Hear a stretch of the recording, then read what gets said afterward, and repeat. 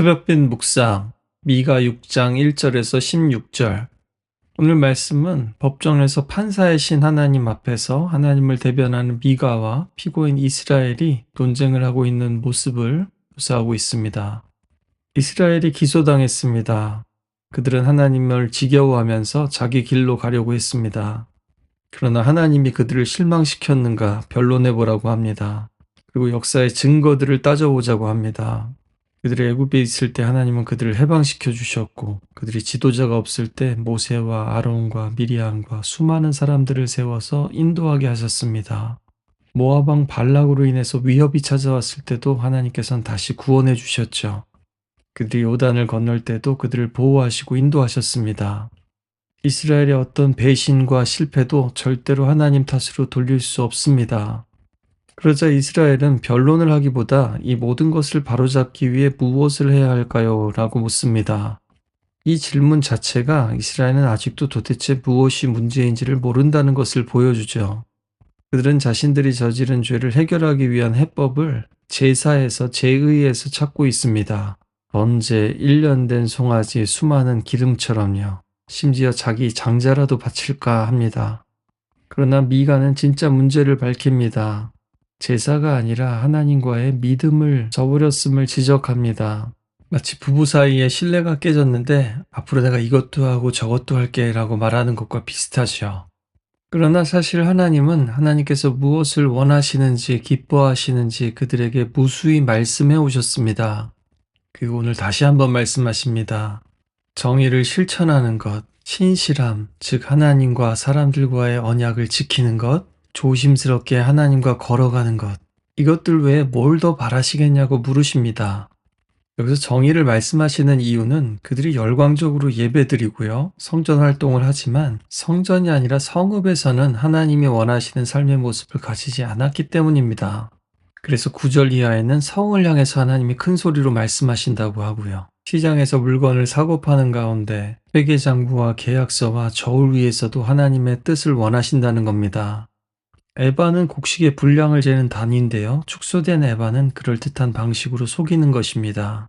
관광지에서 다른 데보다 비싸게 고깃값을 받았는데 대부분이 비계덩어리라고 사람들이 하소연하는 것과 비슷합니다. 기름에 뭘 타거나 리터를 속인다든지요. 속이는 저울과 거짓 저울추도 마찬가지죠.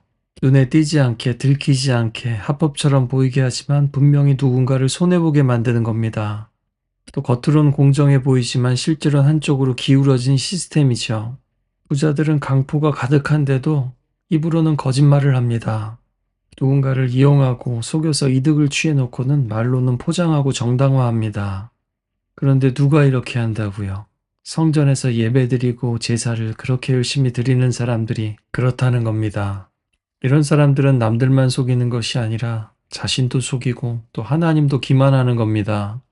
하나님은 정의로운 분이십니다. 공의로 사람들을 억울하지 않게 대하십니다. 그래서 사람들도 그렇게 똑같이 정의롭게 살기를 바라십니다.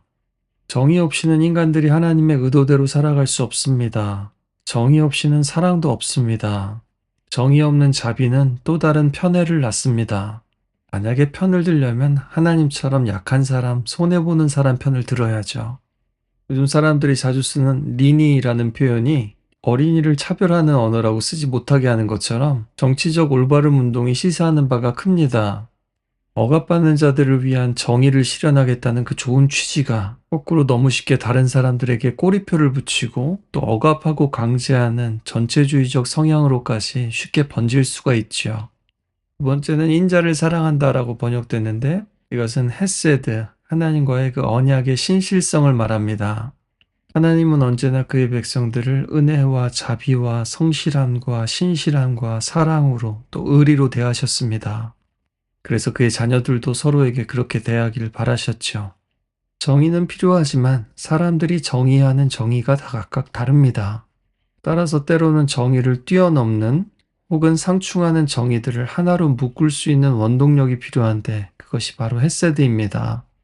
헤세드는 줄 의무가 없는데도 줄 수 있는 것이고요. 사랑받을 이유나 가치가 없는 끔찍한 사람들에게도 사랑을 베풀 수 있는 것입니다. 자크데리다가 용서는 용서할 수 없는 것을 용서하는 것이다. 용서의 불가능성 안에서만 용서는 가능하다. 이렇게 말했는데 이것이 바로 헤세드의 정신과 상통합니다. 이것이 성경의 인자, 자비, 신실, 성실로 번역된 언약적 사랑입니다. 정의와 자비, 그리고 겸손히 하나님과 동행을 말씀하죠. 매일매일 하나님과의 동행, 하나님과의 관계, 그것이 바로 하나님이 말씀하는 믿음의 정수입니다. 성전에서 예배와 희생은 바로 그러한 동행의 표현일 뿐입니다. 그 외적인 표현이 그 전에 선행되어야 할 동행을 대체할 수는 없죠. 하나님과의 동행은 정의와 사랑을 행하는 것이기도 합니다.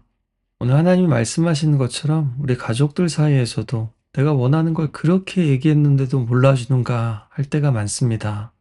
우리는 사랑하려면 겸손히 동행해야 합니다. 사랑하는 가족일지라도 내가 잘 모를 수도 있고 틀릴 수도 있다라는 생각을 가져야 합니다. 그리고 네가 나한테 맞춰라가 아니라 상대가 이렇다고 단정하는 것이 아니라 진짜로 바라는 게 무엇인지, 아니 이미 내가 수없이 들었는데도 깨닫지 못하고 있는 것이 무엇인지를 겸손하게 돌아봐야 합니다.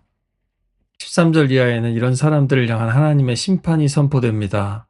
먹어도 배부르지 못하는 경제적인 결핍이 문제가 아니라 만족을 상실한다는 겁니다. 마치 목이 말라서 탄산음료를 마셨더니 좀 있으면 더 많이 목마른 것과 같은 것입니다. 우리는 세상의 단 게 아니라 하나님의 생수가 필요합니다. 네가 옮겨도 건져내지 못하겠고 아무리 지키려고 애쓰지만 지켜지지 않는 삶입니다. 내가 노력하고 수고한 것의 결실이 내 손에 들어오지 않는답니다. 그러나 거꾸로 하나님의 축복을 기억하십니까? 신명기 6장 11절에는 네가 채우지 아니한 아름다운 물건이 가득한 집을, 파지 아니한 우물을, 심지 않은 포도원과 감람나무를 차지하게 하셔서 배불리 먹게 하신다고 하셨습니다. 대신에 그때 하나님 잊지 말고 경외하고 섬기며 그 약속 지키라고 했습니다. 다른 우상들 섬기지 말고요. 이제 그들이 언약을 깨뜨렸고 그에 대한 심판이 임한다고 예언합니다. 그들이 오므리 왕조 아합 왕의 그 악한 행위를 따랐다고 합니다. 이때 정치적, 경제적, 군사적으로는 강했지만 가장 타락하고 하나님과의 관계는 망가졌던 시대입니다. 세상이 부러워하던 그 방식이 결국 하나님 앞에서 부끄러움이 될 겁니다. 오늘 하나님께서도 우리에게 같은 질문을 던지십니다. 동문서답해서는 안 되겠죠.